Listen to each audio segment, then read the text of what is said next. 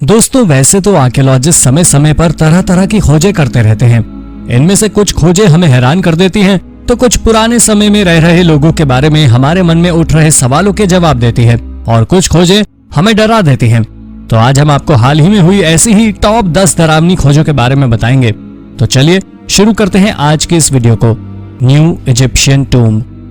लग्जर के West Bank में पुरातत्वविदों को अजीब सी दिखने वाली गुड़ियों से भरा एक टूम मिला है।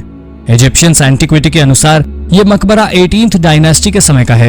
ये उस एरिया की सबसे बड़ी बरियल साइट है और ये जो स्ट्रक्चर्स हमें डॉल्स जैसे प्रतीत होते हैं, ये असल में यूसाप्टी स्टैचूज हैं। इस टूम में 365 यूसाप्टी स्टैचूज हैं। इजिप्शियंस का मानना था कि ये यूसाप्टी स्टैचू साल के हर एक दिन जीवित होकर कब्र में दफन आदमी की हेल्प किया करते थे। ज्यादातर यूसाप्टी स्टैचूज को खेती में इस्तेमाल होने वाले टूल्स के साथ बनाया जाता था, क्योंकि इजिप्ट के लोग ऐसा मानते थे कि मृत्यु के बाद में लोगों को फार्मिंग की जरूरत पड़ती थी। लेकिन एक्सपर्ट्स के पास इस बात का कोई जवाब नहीं था कि ये लोग ऐसा क्यों मानते थे। Ritual burials. इंग्लैंड के दक्षिणी हिस्से में 27 स्केलेटन्स मिले हैं और इन्हें देखकर तो आसपास के लोग भी भयभीत हो गए हैं। एक पाइपलाइन के निर्माण के दौरान ये बरियल साइट मिली। इसमें सबसे पुरानी कब्र 3000 साल पुरानी है। हालांकि आर्कियोलॉजिस्ट ये नहीं जानते कि ये कब्रें किसकी हैं, लेकिन उनका मानना है कि इन सभी स्केलेटन्स और पहाड़ियों पर कार्विंग्स बनाने वाले लोगों के बीच कोई ना कोई कनेक्शन तो जरूर है।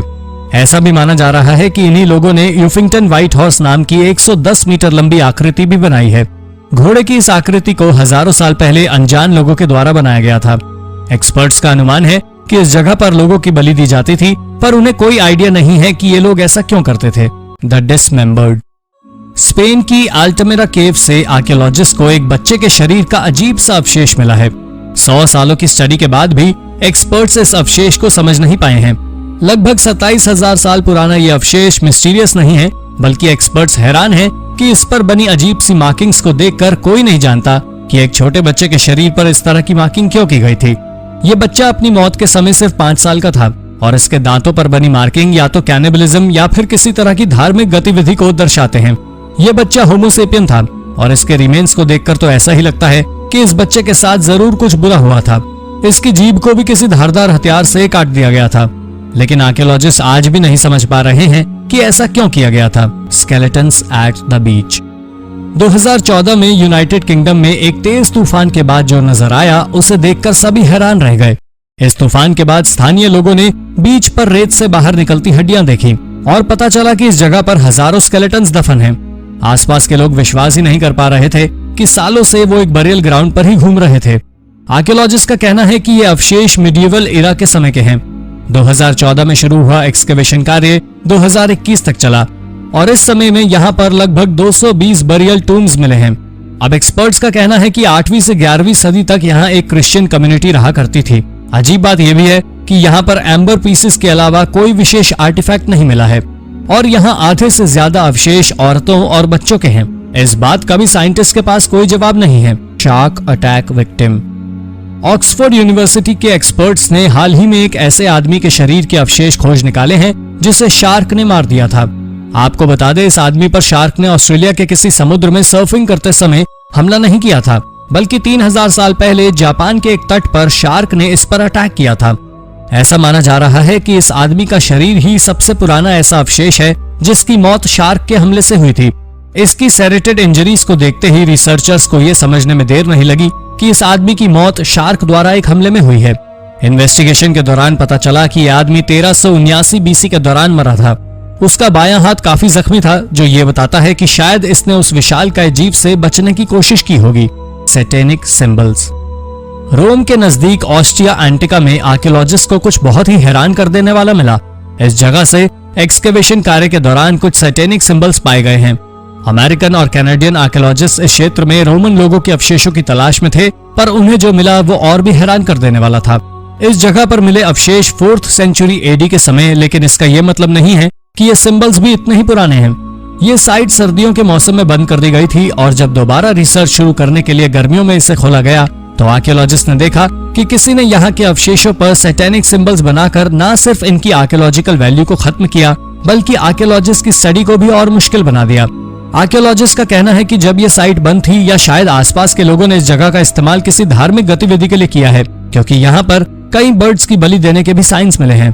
Birds skull in the mouth. Poland की एक केव में एक बच्चे के शरीर के ऐसे अवशेष मिले हैं जिन्हें देखकर एक्सपर्ट्स के भी होश उड़ गए।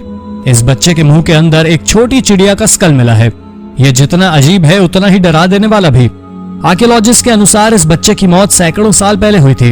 एक्सपर्ट समझ नहीं पा रहे हैं कि इस बच्चे को मौत के बाद इतनी अजीब परिस्थिति में क्यों छोड़ दिया गया। ये अवशेष पोलैंड की ट्यूनल वेल की नाम की गुफा में पाए गए हैं। इस जगह इस बच्चे के अलावा सिर्फ एक और कंकाल मिला है जो 4500 साल पुराना है, जबकि बच्चे का कंकाल सिर्फ 300 साल पुराना है। इसलिए हम इतना तो समझ सकते हैं कि यह जगह बरियल साइट के तौर पर इस्तेमाल नहीं की जा रही थी। लेकिन इसके अलावा एक्सपर्ट्स भी इस बच्चे के कंकाल के रहस्यमय अवस्था पर मौन हैं। Sacred chickens. हाल ही में हुई एक खोज के बाद एक्सपर्ट्स ने एक हैरान कर देने वाला कंक्लूजन निकाला है। ये कंक्लूजन चिकन्स के बारे में है। एक्सपर्ट्स के अनुसार पुराने समय में पाए जाने वाले चिकन्स आज के समय से ज्यादा लंबा जीवन जीते थे। लेकिन क्या आपको इसका कारण पता है? असल में पहले के लोग चिकन्स को अपना भोजन नहीं बनाते थे, बल्कि उनका मानना था कि ये पवित्र होते हैं। आयरन एज में इन्हें रिचुअल एक्टिविटीज के लिए संरक्षित करके रखा जाता था, या फिर कॉक फाइट के लिए। यहाँ तक कि पहले के समय में किसी ने एग प्रोडक्शन के लिए भी इनका इस्तेमाल करने का नहीं सोचा। रिसर्च के अनुसार आज यूनाइटेड किंगडम में एक चिकन औसतन 33 से 81 दिन जीवित रहता है, बल्कि आयरन एज में, रोमन पीरियड में, यहाँ तक कि सैक्सन्स के समय में भी चिकन्स 4 साल तक जीवित रहते थे, जो कि काफी बड़ा अंतर है। Twin Viking babies. दोस्तों, वाइकिंग से जुड़ी खोज वैसे भी पुरातत्वविदों को आकर्षित करती है। स्वीडन में हाल ही में आर्कियोलॉजिस्ट ने 2 वाइकिंग्स बेबीज के अवशेष खोजे हैं। इन अवशेषों को एक साथ दफनाया गया था, इसलिए एक्सपर्ट्स का कहना है कि ये शायद दोनों बच्चे जुड़वा रहे होंगे। ये बच्चों के शरीर के अवशेष लगभग 1000 साल पुराने हैं। इस कब्र में 4 एडल्ट्स और 2 अन्य बच्चों के शरीर के अवशेष भी मिले हैं। आर्कियोलॉजिस्ट का कहना है कि वाइकिंग्स के धर्म परिवर्तन के बाद यह उनका पहला फैमिली बरियल था। The world's oldest rituals. हाल ही में आर्कियोलॉजिस्ट ने कुछ ऐसे एविडेंसेस खोज निकाले हैं जो ये बताते हैं कि करीब 70,000 साल पहले अफ्रीका में होमो सेपियंस कई तरह के रिचुअल्स परफॉर्म किया करते थे। एक्सपर्ट्स का कहना है कि यह दुनिया में सबसे पुरानी रिचुअलिस्टिक एक्टिविटी का उदाहरण है। ये खोज तब हुई जब एक प्रोफेसर सैन समाज के लोगों पर स्टडी कर रही थी। ये लोग आज भी बोत्सवाना के एक हिस्से में पाए जाते हैं। कालाहरी डेजर्ट से स्टोन एज से मिले अवशेषों को देखकर यह पता चलता है कि लोग इन्हें इन पहाड़ियों को भगवान का प्रतिरूप मानते थे। इसकी एक गुफा में पत्थर पर पाइथन का सिर उकेरा हुआ मिला है। रिसर्चर्स के अनुसार ये बिल्कुल किसी असली पाइथन जैसा दिखता है, और यहाँ पर खुदाई करने पर टीम को ऐसे आर्टिफैक्ट मिले जो 70,000 साल पुराने थे। Red haired mummies in China. लाल बालों वाली इन ममीज को सबसे पहले स्वीडन के आर्कियोलॉजिस्ट ने 1930 में खोजा था, और 2000 में फिर से जिंजियांग आर्कियोलॉजिकल इंस्टीट्यूट के रिसर्चर्स द्वारा खोजी गई। ये सबसे अच्छी तरह संरक्षित की गई ममीज में से एक थी। इनमें से सबसे फेमस ममी ब्यूटी ऑफ लुलान है। इसे 1980 में जमीन से लगभग 1 मीटर अंदर दफन पाया गया था। मिट्टी में मौजूद सॉल्ट्स की वजह से ये इतनी अच्छी तरह संरक्षित थी। इसे ऊनी कपड़ों के साथ कई और गिफ्ट्स के साथ दफन किया गया था। यह ममीज लगभग 4000 साल पुरानी हैं, और साइंटिस्ट का कहना है कि लाल बालों वाली इन लोगों के मैटरनल एंसेस्टर्स पश्चिमी यूरोप के थे। इस जगह पर रहने वाले लोग हमेशा से ही एक्सपर्ट्स के लिए मिस्ट्री बने हुए हैं। शायद ये ममीज और इनके साथ मिले अवशेष इन रहस्य को सुलझाने में एक्सपर्ट्स की मदद करेंगे। Father नजारियो stone. 19वीं सदी के अंत में एक चर्च के प्रीस्ट ने मुट्ठी के आकार के पत्थर खोज निकाले जिसमें कुछ इंस्क्रिप्शंस लिखे हुए थे। फादर का कहना था कि ये इजराइल के एक गुमनाम ट्राइब के द्वारा छोड़े गए अवशेष हैं, लेकिन बाकी लोग इसे सिर्फ फादर की कल्पना मानते रहे। लोगों ने इन पत्थरों को इम्पोर्टेंट समझा ही नहीं। एक पत्थर तो डोर स्टॉपर की तरह इस्तेमाल किया जा रहा था, पर 2001 में रेनियल रॉड्रिगेज रैमोस नाम के एक आर्कियोलॉजिस्ट ने इन पर रिसर्च की, और तब पता चला ये किसी प्री कोलंबियन भाषा को रिप्रेजेंट करते हैं, जिसके बारे में हमें अभी तक जानकारी नहीं थी। ये लगभग 300 स्टोन्स हैं, जिसमें 20 के करीब सिंबल्स रिपीट किए गए हैं। एक पत्थर पर तो पगड़ी पहने आदमी की आकृति भी बनी हुई थी। इस क्षेत्र में रहने वाले लोगों के कोई लिखित अवशेष नहीं मिले हैं, इसलिए एक्सपर्ट्स भी इस लैंग्वेज को डिकोड नहीं कर पाए हैं। लेकिन ये अवशेष डिकोड होने के बाद कई महत्वपूर्ण जानकारियां दे सकते हैं, और इसीलिए एक्सपर्ट्स का कहना है ये स्टोन्स इतिहास दोबारा लिख सकते हैं। चाइनीज आर्टिफैक्ट्स इन नॉर्थ अमेरिका। 2014 में जॉर्जिया में एक नदी के किनारे एक आर्टिफैक्ट कलेक्ट करने वाले आदमी को एक तलवार मिली। ये काफी खास थी क्योंकि ये एक चाइनीज तलवार थी। अमेरिका में चाइनीज तलवार का मिलना एक्सपर्ट्स को हैरान कर रहा था। साथ ही इसका डिजाइन काफी अनोखा था, जो इसे और रहस्यमय बना रहा था। इसमें कई डिजाइन्स भी उकेरे गए थे जिन्हें आज तक वैज्ञानिक समझ नहीं पाए हैं। 30 सेंटीमीटर लंबी ये तलवार लिजर्डिट नाम के एक दुर्लभ धातु से बनी हुई है। हालांकि इस मटेरियल के टाइप और ओरिजिन के बारे में जानकारी देने के लिए आर्कियोलॉजिस्ट को अभी और टेस्ट करने होंगे। कुछ लोगों का यह भी कहना है कोलंबस से पहले भी चीनी लोग अमेरिका आए थे, इसलिए उनके हथियार यहाँ पाए गए। इस तलवार पर एक ड्रैगन का चित्र बना हुआ है जो शैंग डायनेस्टी के समय कॉमन था। इसमें मेसो अमेरिकन जैगुआर गॉड की भी कुछ सिंबल्स हैं, जिनको देखकर यह लगता है कि चीनी और ओल्मेक्स लोगों के बीच कुछ कनेक्शन था। वैज्ञानिक भी ये नहीं जानते कि सचमुच ऐसा कोई कनेक्शन था भी या फिर आर्टिफैक्ट्स में ये सिमिलैरिटी महज एक कोइंसिडेंस है। Stolen Viking treasure. 2015 में हेरेफोर्डशायर इंग्लैंड में 2 मेटल डिटेक्टरिस्ट ने सालों पहले खोया हुआ एक खजाना ढूंढ निकाला। यह खजाना वाइकिंग्स के समय का था। इस खजाने में गोल्ड और सिल्वर ज्वेलरी, सिल्वर इनगॉट्स और लगभग 300 एंग्लो सैक्सन कॉइन्स थे। एक्सपर्ट्स का कहना है कि इसे किसी वाइकिंग वॉरियर ने 1000 साल पहले दफन किया होगा। इसमें मिली एक रिंग, एक ब्रेसलेट 9th सेंचुरी के समय का है।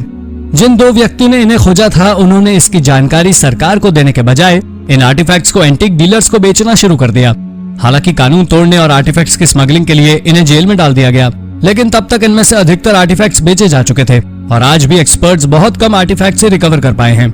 ऐसा कहा जा रहा है कि खोए आर्टिफैक्ट्स में से एक में वेसेक्स के राजा किंग एल्फ्रेड और दूसरे में मोर्शियर के कियोल वुल्फ II की तस्वीर बनी हुई है। क्या इन दोनों में कोई कनेक्शन था? अवशेषों की कमी की वजह से ये सभी सवाल हमेशा के लिए अनसुलझे ही रह जाएंगे। Cat domestication.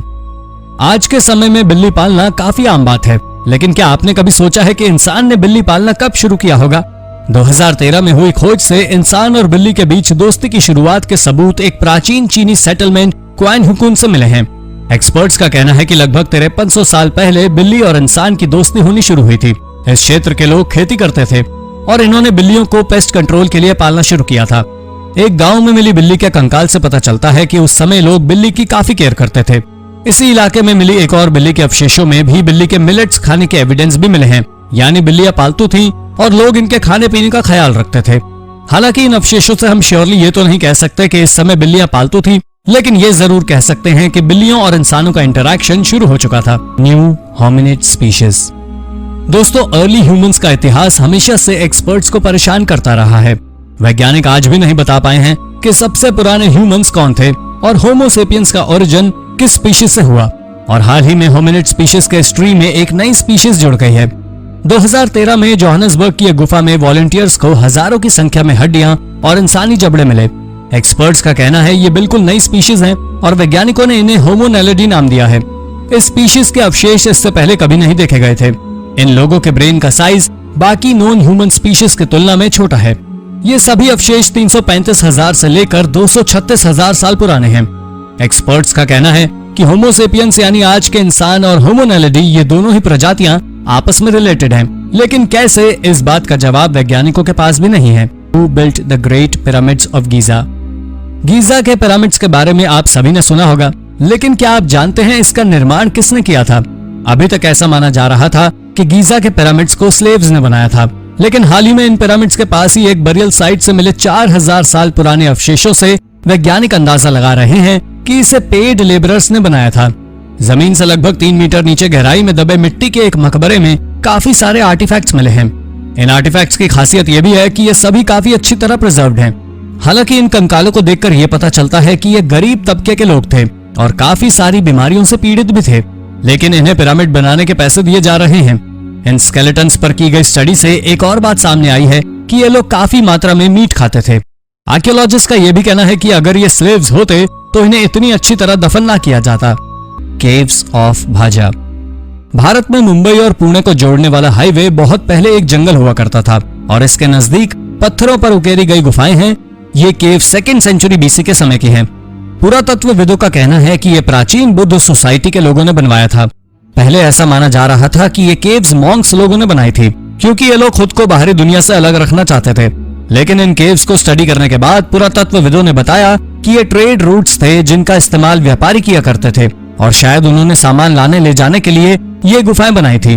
चूंकि ये व्यापार मार्ग जंगली रास्ते से गुजरता था और रास्ते में जंगली जानवरों के हमले का खतरा होता था, इसलिए ये गुफाएं उन्हें एक सुरक्षित माहौल प्रदान करती थी। मेसा वर्दे एनक्लेव पीपल। मेसा वर्दे नेशनल पार्क में 4700 से भी ज्यादा आर्कियोलॉजिकल साइट्स हैं। इनमें 600 से भी अधिक क्लिफ ड्वेलिंग्स हैं और ऐसा माना जा रहा है कि इन्हें 550 से 1300 AD के दौरान बनाया गया था। ऐसा कहा जाता है कि इन लोगों ने अमेरिका में लगभग 700 सालों तक जीवन यापन किया और फिर 1200 में अचानक गायब हो गए। वैज्ञानिक आज भी हैरान हैं कि यहाँ रहने वाले लोग इतनी समृद्ध सभ्यता को छोड़कर क्यों गए। वैज्ञानिकों का अनुमान है कि ये लोग शायद मेक्सिको में जाकर बस गए होंगे, पर यह सिर्फ अनुमान है और हम आज भी इन लोगों के बारे में ज्यादा कुछ नहीं जानते और ना ही इन लोगों के उस समय की एक एडवांस शहर को छोड़ के जाने की कोई वजह दिखाई दे रही है। आज भी इस साइट के अवशेष वेल प्रिजर्व्ड हैं और हर साल यहाँ हजारों विजिटर्स आते हैं। Mycenaean palace of Kydonia. Minoan civilisation के समय काइडोनिया का ये माइसिनियन पैलेस जितनी महत्वपूर्ण आर्कियोलॉजिकल साइट है, इसने एक्सपर्ट्स को उतना ही कंफ्यूज भी किया है। दरअसल ये कंफ्यूजन एक बच्चे के कंकाल की वजह से है जिसमें चाकू के घाव मिले हैं। वैज्ञानिक समझ ही नहीं पा रहे थे कि एक बच्ची को इतनी बर्बरता से क्यों मारा गया, पर हाल ही में हुई स्टडी में सामने आया कि मिनियन लोग वर्जिन लोगों की बलि दिया करते थे। हालांकि ये कॉमन रिचुअल नहीं था, लेकिन प्राकृतिक आपदा के समय वो अपने भगवान की नाराजगी दूर करने के लिए करते थे। 13वीं सदी में जब बड़ा भूकंप आया और मिनियन सिविलाइजेशन का एक बड़ा हिस्सा नष्ट हुआ, तो इन लोगों ने इस लड़की के साथ 43 भेड़ें, 4 सुअर और एक बैल की बलि दी गई थी। ये सभी अवशेष पुरातत्वविदों को पैलेस के नीचे दफन मिले। Lost imperial home. जापान के एक छोटे से शहर नारा में एक इंपीरियल हाउस के काफी सारे अवशेष मिले हैं। ये जापान में पिछले कुछ सालों में खोजे गए सभी रिमेन्स में से सबसे बड़ा है। ये हाइयो कायो पैलेस नाम की एक साइट पर पाया गया। ये जगह पहले जापान की राजधानी हुआ करती थी। ये सभी अवशेष 8th सेंचुरी के समय के हैं। आर्कियोलॉजिस्ट ने अभी एक ही बिल्डिंग खोजी है जो एक सिंगल पिलर पर बनी हुई थी और ऐसा माना जा रहा है कि ये एम्परर कोकेन के रहने की जगह थी। एम्परर कोकेन ने जापान पर साल 713 से 740 तक शासन किया। कमाल की बात यह भी है कि कोकन जापान की पहली फीमेल शासक नहीं थी, बल्कि 6वीं थी और हम 1300 साल पहले की बात कर रहे हैं। तो आपको क्या लगता है, 1300 साल पहले जापान में महिलाओं की स्थिति बेहतर थी? हमें कमेंट में जरूर बताएं। Labyrinth of Colosseum. रोम का कोलोसियम दुनिया के सबसे आइकॉनिक आर्किटेक्चर में से एक है। यह देखने में आपको जितना आकर्षक लगता है, इसके अवशेष भी उतने ही फैसिनेटिंग है। कोलोसियम के फर्श के नीचे एक लेबिरिंथ है जो कि लकड़ी के फर्श के नीचे छिपा हुआ था। 80 एडी के दौरान ये लेबिरिंथ में कई तरह की एक्शन फाइट्स होती थी, लेकिन ये कोई नहीं जानता था कि ये किस तरह की फाइट्स होती थी। हाल ही में एक जर्मन आर्कियोलॉजिस्ट ने लेबिरिंथ पर 14 साल की रिसर्च के बाद बताया ये जगह जानवरों के एक्शंस के लिए यूज की जाती थी। यहाँ पर स्लेव्स को जानवरों से लड़ने पर मजबूर किया जाता था। लेकिन रोमन साम्राज्य के अंत तक कोलोसियम का अस्तित्व पूरी तरह खत्म हो गया। यहाँ तक कि लोगों को लगता था कि ये कोई पुराना मंदिर है और 16वीं सदी में एक पोप ने इसे वूल फैक्ट्री में कन्वर्ट कर दिया। मोराई घाट डॉल्मेन साइट। जॉर्डन की यह साइट एक्सपर्ट्स के लिए एक बड़ी मिस्ट्री है। यहाँ करीब 100 से अधिक मोनोलिथ स्टोन्स पाए गए हैं। कुछ लोग इस जगह को जॉर्डेनियन स्टोनहेंज भी कहते हैं। एक्सपर्ट्स आज भी ये पता लगाने की कोशिश कर रहे हैं कि ये साइट क्यों इस्तेमाल की जाती थी। इस जगह से प्राचीन कल्टिक बिल्डिंग्स, स्टोन मेगालिथिक जिन्हें डॉल्मेन कहा जाता है, वो मिले हैं। यहाँ से प्राचीन सभ्यता के ट्रेसेस भी मिले हैं। अजीब बात यह है कि पहले के समय में रिचुअल और ब्लैक मैजिक से जुड़ी जगहें रिहायशी इलाकों से बहुत दूर होती थी। फिर इस सिविलाइजेशन में यह जगह सेटलमेंट के पास क्यों थी, यह समझना एक्सपर्ट्स के लिए भी मुश्किल है। ये साइट ब्रॉन्ज एज के शुरुआती समय की थी, यानी लगभग 5000 साल पहले की। लेकिन इस साइट को समझ पाना आज भी एक्सपर्ट्स के लिए संभव नहीं है। Ancient knife. कॉलोनियल मेकनो अमेरिका की सबसे इंटरेस्टिंग आर्कियोलॉजिकल साइट्स में से एक है और हाल ही में हुई खोज ने इसे और भी रोचक बना दिया है। जी हाँ, स्क्रीन पर दिख रहा है ये ऑब्जेक्ट भले ही आपको किसी चिकन नगेट जैसा लगे, पर यह सालों पुराना एक नाइफ है। एक्सपर्ट्स के मुताबिक इस नाइफ की एग्जैक्ट एज पता लगा पाना संभव नहीं है, लेकिन इसे रिस्टोर करके बिल्कुल पहले जैसा किया जा सकता है। ये नाइफ यहाँ मिले कई इंटरेस्टिंग आर्टिफैक्ट्स में से एक है। ये साइट 18वीं सदी के समय का एक शहर है जो धीरे धीरे रिकंस्ट्रक्ट हो गया। ये मिशिगन में पहली जगह थी जहाँ पर लोगों ने रहना शुरू किया था। पहले यहाँ पर अमेरिकी ट्राइब के लोग रहा करते थे और बाद में इस जगह पर फ्रेंच लोगों ने कब्जा कर लिया। एक्सपर्ट्स 6 दशकों की रिसर्च और हजारों आर्टिफैक्ट्स खोजने के बाद भी इस जगह की पूरी हिस्ट्री पता नहीं लगा पाए हैं और ये साइट आज भी पुरातत्वविदों के लिए गुत्थी बनी हुई है। Ancient ritual site in Mexico. हाल ही में मेक्सिको में 8000 साल पुरानी एक नई रिचुअल साइट खोजी गई है। आर्कियोलॉजिस्ट भी इसे देखकर हैरान रह गए। ऐसा माना जा रहा है कि मेक्सिको में सबसे पहले लोग यहीं आकर बसे थे। यहाँ तक कि यहाँ रहने वाले लोगों ने अपने गांव बसाने भी शुरू किए थे। इस साइट से टीथ, बोन्स, स्कल के साथ साथ जानवरों के शरीर के अन्य हिस्से भी मिले हैं। इस जगह पाए जाने वाले जीव मैमथ, लामस, जायंट बाइसन आदि थे। एक्सपर्ट्स का कहना है कि मेक्सिको की फर्स्ट कम्युनिटी इन जानवरों का इस्तेमाल किसी तरह की रिचुअल एक्टिविटी में किया करते थे। लेकिन यह साइट इतनी पुरानी है कि हड्डियों और कुछ पत्थरों के अलावा यहाँ कुछ और नहीं मिला। इसलिए मेक्सिको में सबसे पहले बसने वाले ये लोग और उनके रिचुअल्स पुरातत्वविदों के लिए मिस्ट्री हैं जो शायद कभी नहीं सुलझेगी। टंकिन शिपरेक। 2019 में स्वीडन के वैक्सहॉम में 2 शिपरेक पाए गए। इनकी बनावट बिल्डिंग शिप्स जैसी थी। इस तरह के शिप्स 17वीं शताब्दी में काफी प्रचलित थे। पुरातत्वविद ऐसा अनुमान लगा रहे थे कि इनमें से एक काफी समय पहले खोया एपलेट नाम का जहाज हो सकता है, लेकिन 2021 की शुरुआत में ये कंफर्म हो गया कि इनमें से एक शिप अपोलो है, जबकि दूसरा मारिया, जिनका निर्माण 1648 में हुआ था। इन दोनों शिप्स का इस्तेमाल नॉर्दर्न वॉर और 1657 में हुई बैटल ऑफ द मॉम में हुआ था। हिस्टोरिकल रिकॉर्ड्स के अनुसार 1676 में ये दोनों शिप्स डिफेंस बैरियर बना दिए गए थे, लेकिन इसकी लोकेशन किसी को पता नहीं थी। पर आखिरकार 300 सालों बाद इससे सुलझा लिया गया, पर एपलेट अभी भी रहस्य बना हुआ है। New theory of Nazca lines. Nazca lines हमेशा से आर्कियोलॉजिस्ट को आकर्षित करती रही हैं। जब से इन्हें खोजा गया है तभी से एक्सपर्ट्स के लिए एक बड़ा रहस्य बनी हुई है। इससे जुड़ी नई स्टडी और फैक्ट्स अक्सर सामने आते हैं, लेकिन रहस्य वहीं का वहीं है। कुछ लोगों का कहना है ये एक प्राचीन लेबिरिंथ का हिस्सा है, जबकि अन्य लोगों का कहना है इन्हें कॉन्स्टेलेशन को मिमिक करने के लिए बनाया गया है। हाल ही में हुई स्टडी के बाद एक्सपर्ट्स का कहना है नाज़का लाइंस पुराने समय में लोगों के लिए मैप की तरह काम करती है। इनकी मदद से लोग आसपास के मंदिरों की लोकेशन पता कर सकते थे। कहा जा रहा है पिलग्रिम्स लोग मंदिर जाने के लिए इस रास्ते का इस्तेमाल किया करते थे, लेकिन अगर ये लाइंस मंदिरों का भी रास्ता बताती थी तो ये मंदिर कभी खोजे क्यों नहीं जा सके। हालांकि एक्सपर्ट्स का यह भी कहना है कि कई जनरेशन लोगों ने इन लाइंस का इस्तेमाल किया, यानी हो सकता है ये सभी कयास सही हों, या फिर अभी भी हम सही दिशा में नहीं सोच पा रहे हैं। आपको क्या लगता है, नाज़का लाइंस की नई थ्योरी सच है या फिर नहीं? अपने जवाब हमें कमेंट में जरूर बताएं। Library of Alexandria. 283 बीसी के दौरान ये दुनिया की सबसे बड़ी लाइब्रेरी थी। यहाँ 100 से भी ज्यादा स्कॉलर्स रहा करते थे। इसके साथ साथ यहाँ पर कई महान थिंकर्स जैसे होमर, प्लेटो आदि के द्वारा लिखी गई किताबें और डॉक्यूमेंट्स भी थे। एक बात जो आपको हैरान कर देगी कि भले ये काफी चर्चित लाइब्रेरी थी, लेकिन यहाँ आने वाले लोगों की उनकी फाइनेंशियल कंडीशन के आधार पर परमिशन नहीं मिलती थी, बल्कि ये सभी योग्य स्कॉलर्स के लिए थे, चाहे वो अमीर हो या गरीब। 40 एडी में जूलियस सीजर की सेना ने इसमें आग लगा दी। उसके बाद रोमन एम्परर मार्कस ऑरियलिस ने भी यहाँ विदेशी स्कॉलर्स के आने पर रोक लगा दी, जिसके बाद लाइब्रेरी के कई प्रीशियस कॉन्टेक्स्ट नेग्लेक्ट होने लगे। उसके बाद 391 एडी और 451 एडी के समय धर्म संरक्षण के नाम पर लाइब्रेरी को डैमेज करने की कोशिश की गई और साल 640 में अरब फोर्सेस ने लाइब्रेरी पर अपना आधिपत्य स्थापित कर लिया और बची कुछ मैन्यूस्क्रिप्ट्स को बाथ हाउस के फ्यूल के तौर पर इस्तेमाल किया। अफ्रीकन आर्टिफैक्ट्स इन साउथ अमेरिका।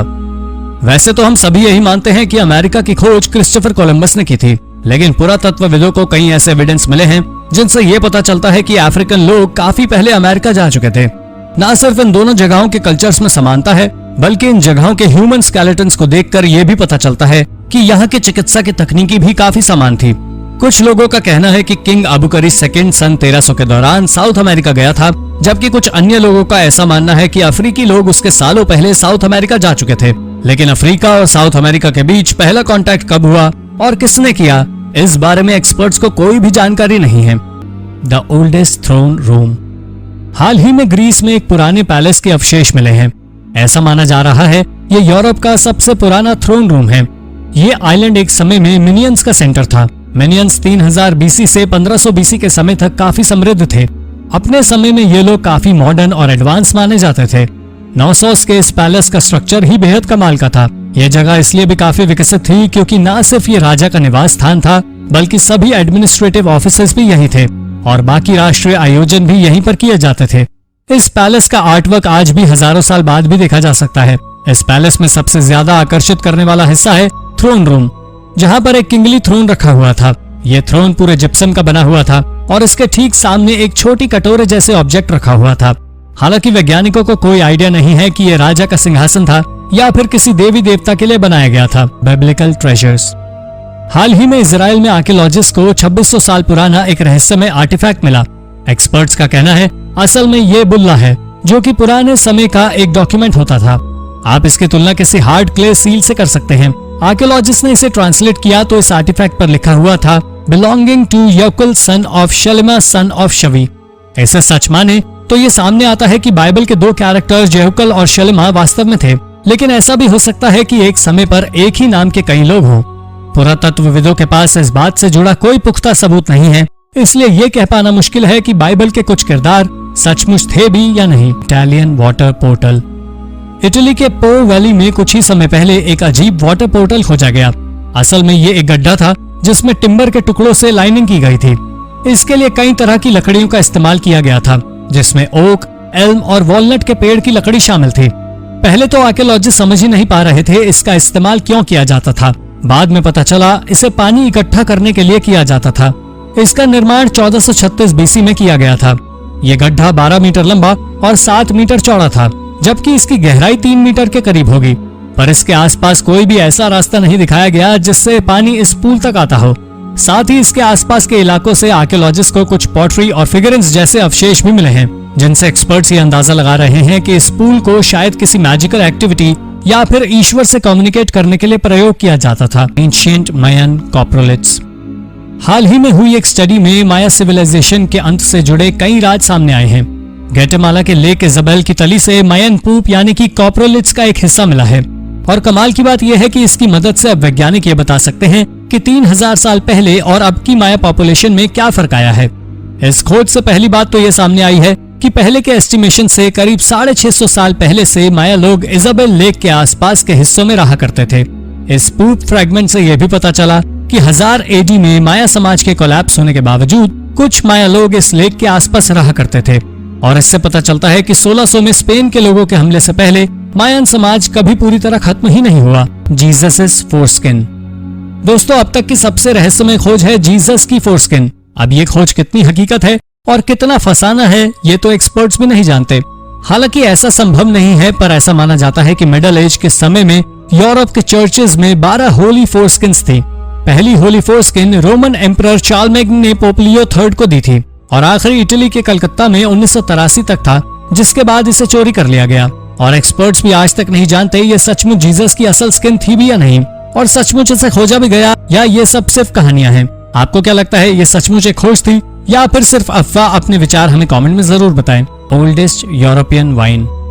वैसे तो सबसे पुरानी वाइन कब बनी ये बात सालों से वैज्ञानिकों के लिए रहस्य रही है और आज भी एक्सपर्ट्स इसका जवाब नहीं ढूंढ पाए हैं।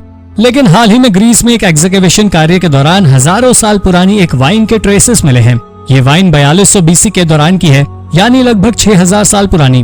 वैज्ञानिकों का कहना है ये यूरोप की सबसे पुरानी वाइन थी। ये वाइन के ट्रेसेस एक साइड से टूटे हुए बर्तन पर चिपके हुए मिले हैं। जाहिर तौर पर ये लिक्विड वाइन तो नहीं है, लेकिन इस खोज से हमें इतना जरूर पता चल गया है कि यूरोप के लोग 6000 साल पहले से वाइन बनाते और पीते आ रहे हैं। हालांकि जिस साइट से ये अवशेष मिले हैं वो साइट भी पुरातत्वविदों के लिए बड़ा रहस्य बनी हुई है, पर फिलहाल हम इन लोगों के बारे में इतना जानते हैं कि उन्हें वाइन बनाना आता था। Ancient deer toe bone. हाल ही में आर्कियोलॉजिस्ट ने कुछ ऐसा खोज निकाला है जिससे ये प्रूव हो जाता है कि निएंडरथल्स हमारी सोच से कहीं ज्यादा तेज और समझदार थे। एक्सपर्ट्स ऐसा इसलिए कह रहे हैं क्योंकि उन्हें 51,000 साल पुराना एक आर्टवर्क मिला है। इसमें एक हिरण के अंगूठे की हड्डी को तराश कर एक आर्टिफैक्ट बनाया गया था। यह खोज जर्मनी की यूनिकॉर्न केव में हुई। इसके साथ निएंडरथल्स के अन्य अवशेष भी पाए गए हैं। निएंडरथल हम इंसानों के सबसे करीबी रिलेटिव हैं जो 430,000 से 40,000 साल पहले तक पृथ्वी पर पाए जाते थे। अभी तक आर्कियोलॉजिस्ट ऐसा मानते थे कि ये लोग सिर्फ औजार और हथियार ही बनाते थे, लेकिन हाल ही में सामने आया है कि ये लोग आर्ट वर्क भी बनाया करते थे। यह सचमुच अपने आप में एक अनोखी खोज है। The Mayan golden orbs. Feathered serpent के नीचे दर्जनों में गोल्डन ऑर्ब्स देखकर पुरातत्वविद भी हैरान रह गए थे। यह मंदिर मेक्सिको के प्राचीन शहर एज़टेक में स्थित है। इस मंदिर के नीचे एक सुरंग बनी हुई थी और उसी के रहस्य को सुलझाने के लिए जब आर्कियोलॉजिस्ट ने एक रोबोट को इस टनल में भेजा तो करीब 76 मीटर की गहराई में दर्जनों गोल्डन ऑर्ब्स दिखे, जो असल में क्ले से बनी हुई कलर्ड बॉल्स थी। आर्कियोलॉजिस्ट का कहना है ऐसा कुछ इतिहास में पहले कभी नहीं खोजा गया।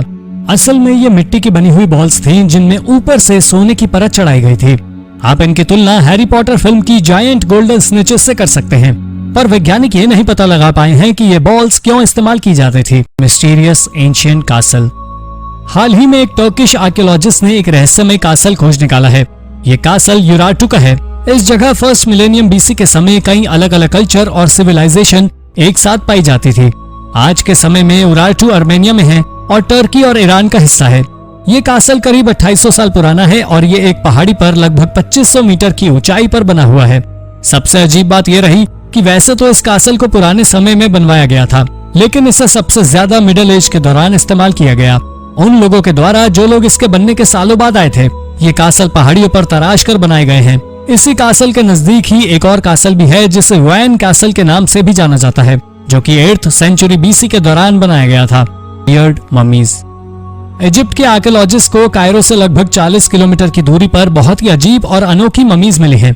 किंग एमिनमहॉट II के समय से ही ये burial site high rank officials को दफनाने के लिए प्रयोग की जाती थी। पुरातत्वविदों ने साइट से 8 लाइमस्टोन सार्कोफेगस निकाले और कमाल की बात यह थी कि इजिप्ट के इतिहास में भी ये सभी ममीज सबसे अनोखी थी। इन्हें पेंट करके दफन किया गया था और देखने में ये बिल्कुल किसी एलियन जैसी दिखती थी। इन्हें कार्टोनेज नाम के मटेरियल से पेंट किया गया था। ये ममीज 664 से 332 BC के समय की हैं। लेकिन ये किसकी हैं और इन्हें इतने अजीब ढंग से क्यों ममीफाई किया गया, इस बात का जवाब एक्सपर्ट्स के पास भी नहीं है।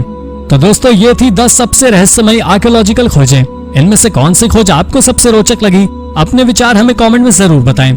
अगर आपको ये वीडियो इंटरेस्टिंग लगी हो तो इसे अपने दोस्तों के साथ जरूर शेयर कीजिए और ऐसी ही अन्य रोचक जानकारियां पाने के लिए हमारे चैनल को सब्सक्राइब करना ना भूलें। धन्यवाद।